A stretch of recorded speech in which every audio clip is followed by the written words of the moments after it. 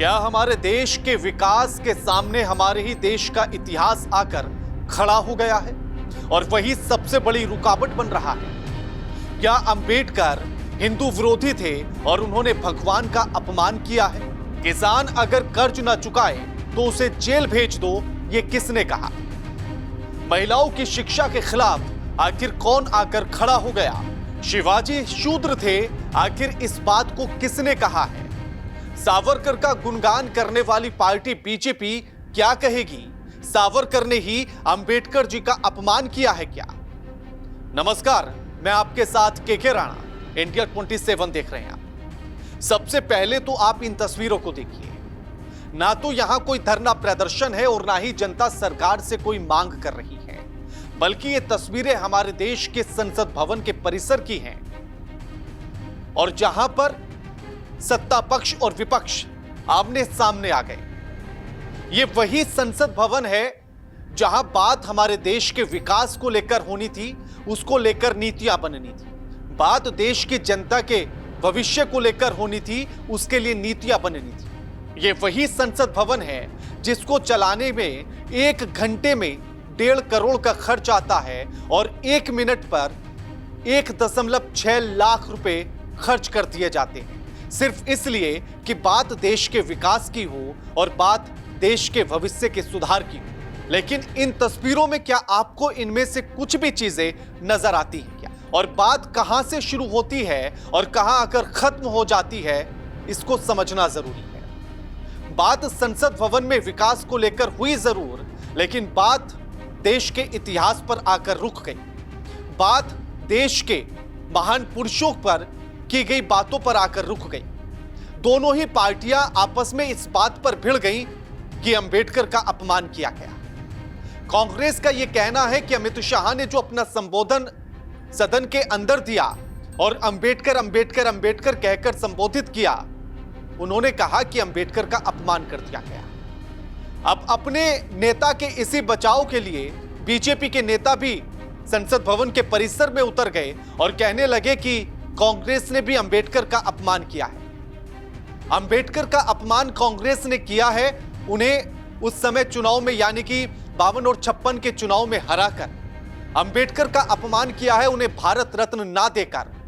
और इधर कांग्रेस पार्टी कह रही है कि बीजेपी संविधान के साथ छेड़छाड़ करके अंबेडकर का अपमान कर रही है और अमित शाह ने जिस तरह से संबोधित किया अपने भाषण में, अंबेडकर का अपमान किया। अब सवाल यह है कि क्या सच में अंबेडकर का अपमान हुआ है? और जिस अंबेडकर के लिए दोनों पार्टियां आपस में लड़ रही हैं, क्या वो कभी हिंदू विरोधी थे? और क्या उन्होंने हिंदू के भगवान पर, देवी देवताओं पर आपत्तिजनक टिप्पणी की है क्या? अब यह चर्चा इसीलिए है कि क्या ये नेता अपने अपने स्वार्थ के लिए देश के महान लोगों की विचारधारा, उनके कथन को गलत तरीके से पेश तो नहीं कर रहे हैं?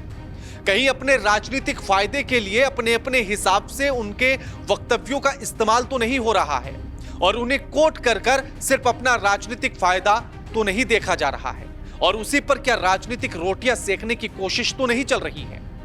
और ये बात हम इसलिए कह रहे हैं कि सबसे पहले आपको हम 1947 यानी कि देश आजादी से पहले के इतिहास में लेकर जाना चाहते हैं, उस समय में लेकर जाना चाहते हैं। महादेव गोविंद रानाडे, उन्होंने कहा था कि किसान और महिलाओं को सशक्त करना जरूरी है अगर देश को सशक्त बनाना है तो। अब इस पर सरकारें कितना काम कर रही हैं, ये आप तय कीजिए।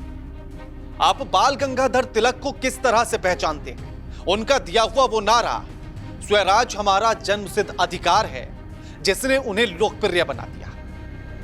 लेकिन अगर आप उसके पीछे उनके वक्तव्यों को और उनके किए गए कार्यों को देखेंगे तो आपको एक बड़ा अंतर नजर आएगा।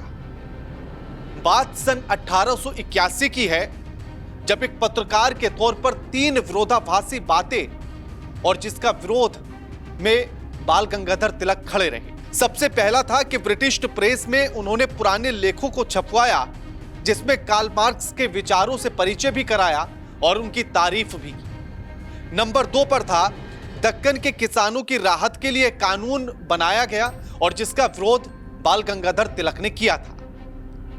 कानून गरीब किसानों को उन लालची सूदखोरों से बचाने के लिए था, जो उनकी बची कुची संपत्ति को भी हड़पना चाहते थे और कर्ज न चुकाने पर उस जुर्म के तहत उन्हें जेल भेज दिया जाता था। और बाल गंगाधर तिलक इसी कानून के खिलाफ आकर खड़े हो गए। और तीसरा था जाति व्यवस्था का बचाव, अक्सर बाल गंगाधर तिलक ने किया है। तो क्या आज की राजनीति में बाल गंगाधर तिलक को उनके स्वराज हमारा जन्मसिद्ध अधिकार है के लिए याद किया जाए, या फिर उनके इन जिन जिन मामलों के विरोध में वो खड़े रहे उनके लिए याद किया जाए?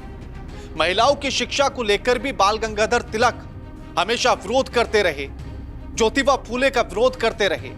क्या उसके लिए उन्हें कोट किया जाना सही होगा, उचित होगा? और क्या देश के विकास में किसी तरह से काम आ सकता है? जब देश को बात 1947 में आजाद होने के बाद आज हमें सपना यह दिखाया जाता है कि 2047 में हम विकसित देश हो जाएंगे, उस समय पर क्या उन विचारों के लिए लड़ना कितना उचित होगा? और उससे बड़ा सवाल यह कि तब किस महापुरुष ने, तब इन स्वतंत्रता सेनानियों ने किस स्थिति में, परिस्थिति में कौन सी बात कैसे कही, उसको आज के संदर्भ में दिखाना कहां तक सही और उचित है? और इसी के लिए आगे आप समझिए, महादेव गोविंद रानाडे ने लड़कियों के लिए अपने साथियों के साथ मिलकर स्कूल खोला और साथ ही एक सहमति बिल पेश किया गया जो विवाह की उम्र को लेकर था। और इन दोनों ही चीजों का विरोध बाल गंगाधर तिलक ने किया था।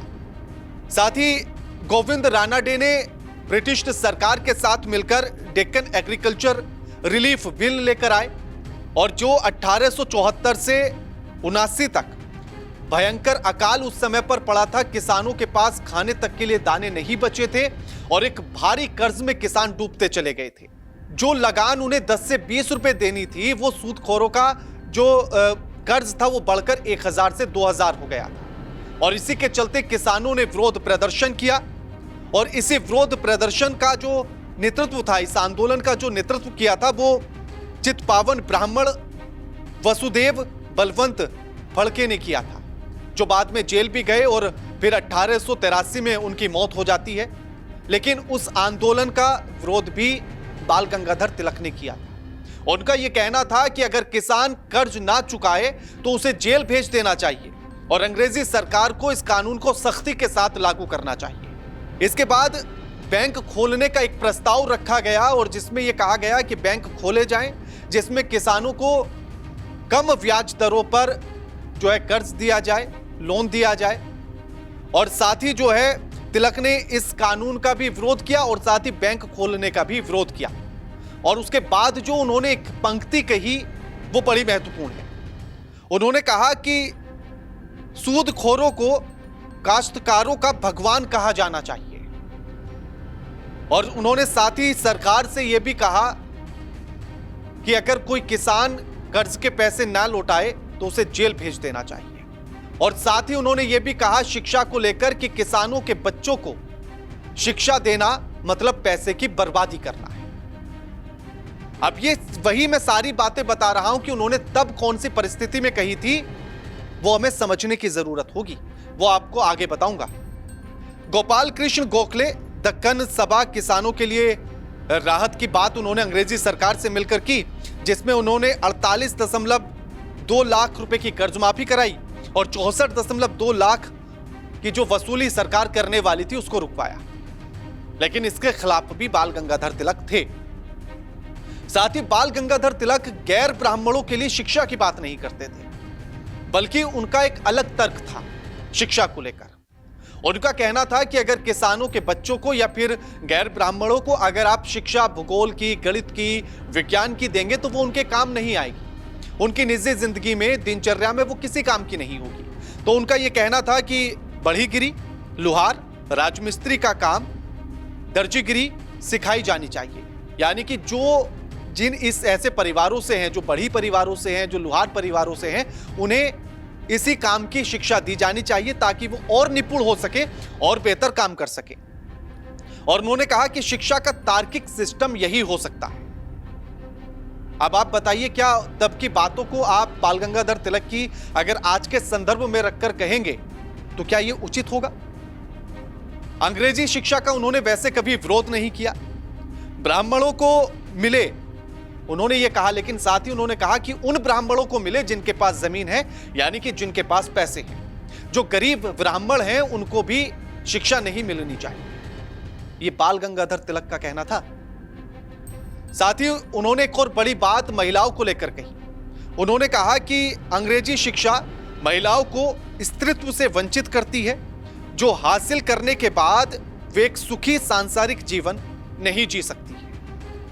ये बाल गंगाधर तिलक ने महिलाओं की शिक्षा को लेकर कहा था। और साथ ही जब ज्योतिबा फूले शिक्षा अभियान चला रहे थे, महिलाओं के लिए स्कूल खोल रहे थे, तब भी बाल गंगाधर तिलक पुरजोर तरीके से ज्योतिबा फूले का विरोध कर रहे थे।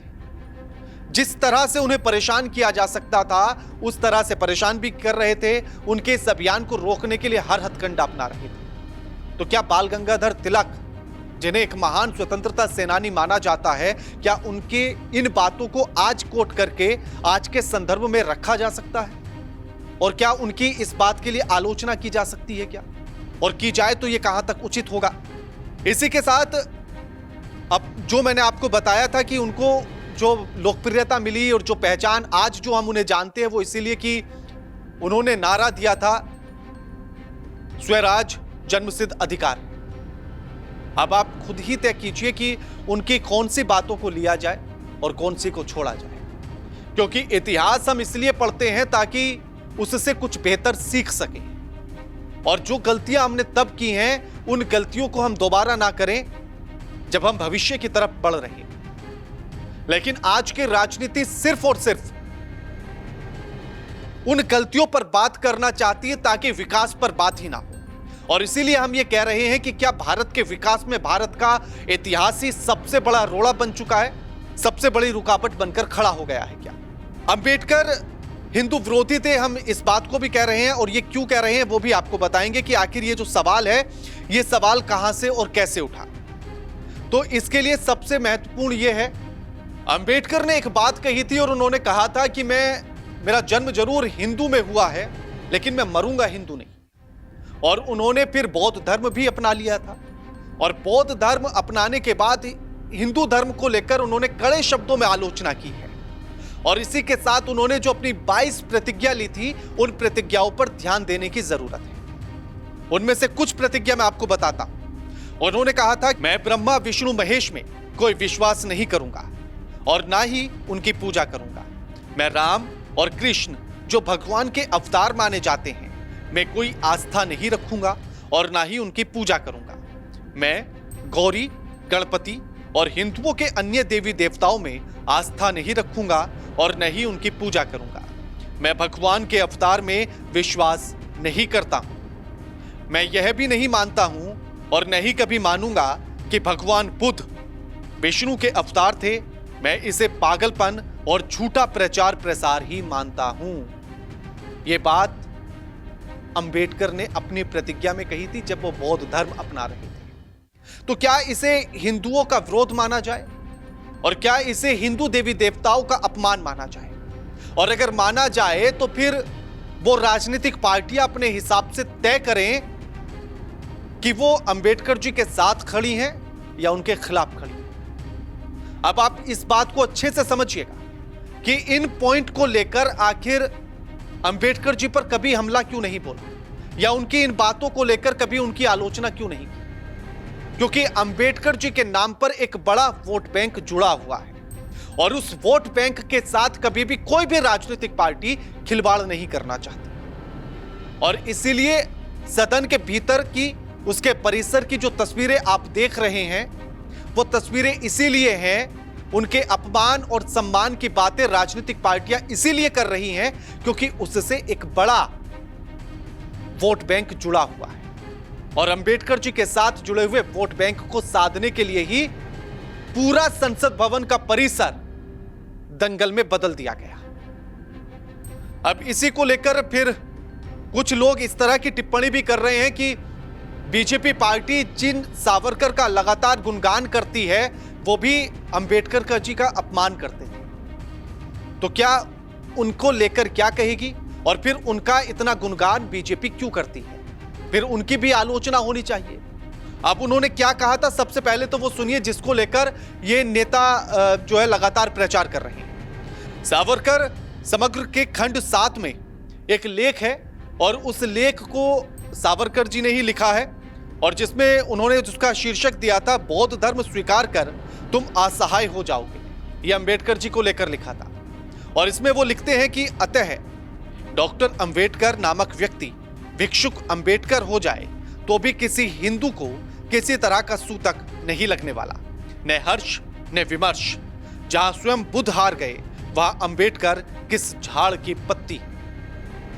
और इन्हीं पंक्तियों के साथ लगातार सावरकर और बीजेपी पर हमला विपक्षी पार्टियां बोल रही हैं, लेकिन जो प्रतिज्ञाएं अंबेडकर जी ने ली उनको लेकर कोई कुछ नहीं बोल रहा है। और दूसरा पॉइंट, जब सावरकर जी ने अंबेडकर जी का साथ दिया और साथ ही जब अंबेडकर जी ने खुद सावरकर जी की तारीफ की, उसको लेकर कोई राजनीतिक पार्टी बात नहीं कर रही, या वो विपक्षी बात करने के लिए तैयार नहीं है जो सावरकर जी को इन पंक्तियों के लिए निशाने पर ले रहे हैं। अब अगली बात सुनिएगा।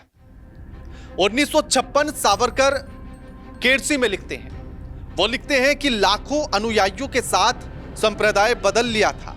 वे चाहे तो धर्मांतरण कहें, बौद्ध धर्म के लिए उनके मन में कोई प्रगाढ़ भक्ति उत्पन्न हुई इसलिए नहीं किया। उनके मन में अंधियारे कूप में एक हिंदू राष्ट्रघाती महत्वाकांक्षी छिपा बैठा। यानी कि वो यही कह रहे हैं कि वो हिंदू विरोधी रहे हैं। और आप इसी के आधार पर चीजों को समझ लीजिए, राष्ट्रघाती यानी कि देश विरोधी भी।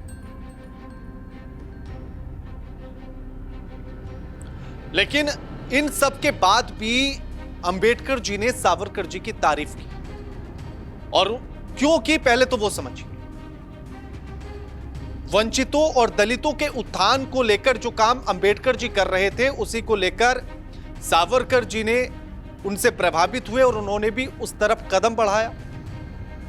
और उन्होंने इसके लिए एक नियम बनाया कि सावरकर जी से मिलने के लिए जो भी उनके घर पर आएगा तो सबसे पहले वो घर के बाहर दलितों के हाथ का पानी पिएगा, उसके बाद ही सावरकर जी उससे मिलते थे। घर मिलने आए लोगों से तभी मिलते थे जब घर के बाहर दलितों के हाथों से पानी पीता था। और साथ ही उन्होंने महाराष्ट्र के रत्नगिरी में एक मंदिर, पतित पावन मंदिर बनवाया और जो सभी जातियों के लिए उसमें जाने की छूट थी। और इसी को लेकर अंबेडकर जी ने सावरकर जी की तारीफ की थी और उन्होंने कहा था कि वही अकेला शख्स है जो समझते हैं वर्णाश्रम भारतीय समाज के लिए किस तरह का अभिशाप है। यह अंबेडकर जी ने सावरकर जी के लिए कही। लेकिन यहां राजनीतिक पार्टियां अपने अपने हिसाब की पंक्तियां चुनती। इन पंक्तियों का जिक्र आपको किसी भी राजनीतिक पार्टी की तरफ से नहीं मिलेगा, क्योंकि यहां से वोट बैंक नहीं आता है। अब साथ ही सबसे बड़ी बात यह कि जो हिंदू महासभा और एक बड़े हिंदू सम्राट के तौर पर जिनका प्रचार किया जाता है सावरकर जी का, वो भारत के विभाजन के विरोधी थे। और अंबेडकर जी ने कहा कि उन्होंने भारत पाकिस्तान पर एक किताब लिखी थी और जिसमें इसका जिक्र है। अंबेडकर जी उसमें लिखते हैं कि विभाजन, सावरकर विभाजन के खिलाफ थे, हिंदू सभा और सावरकर खिलाफ थे। और वो लिखते हैं कि मुसलमानों की मांग के खिलाफ सकारात्मक प्रस्ताव दिए सावरकर ने, और सावरकर के बारे में समझने के लिए उनके मूल सिद्धांतों के बारे में भी जानना होगा। सावरकर ने हिंदुत्व की परिभाषा पर जोर दिया है। और इसी के साथ सबसे बड़ी बात यह कि दूसरा, ज्योतिबा फूले ने जो है शिवाजी को लेकर कहा था कि वो शिवाजी से बड़े प्रभावित हैं, क्योंकि वो भी शूद्र थे, शिवाजी भी, ऐसा उन्होंने कहा।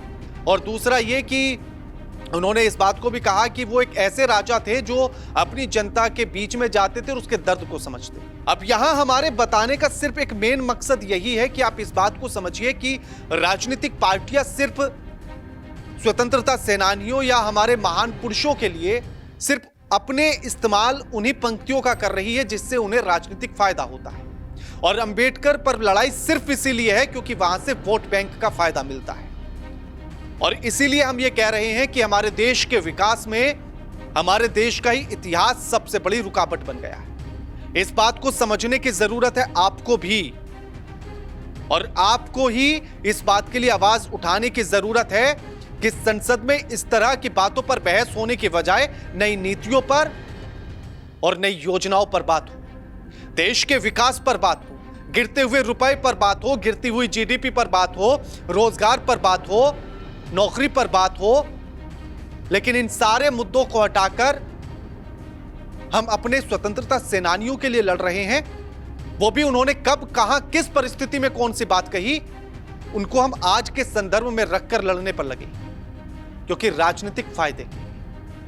अब आप हमें कमेंट करके बताइए कि आप इस पूरे मामले को लेकर क्या सोचते हैं, समझते हैं। वीडियो लाइक कीजिए, शेयर कीजिए, ताकि लोगों की आंखें खुले, और चैनल को सब्सक्राइब करना मत भूलिएगा। नमस्कार।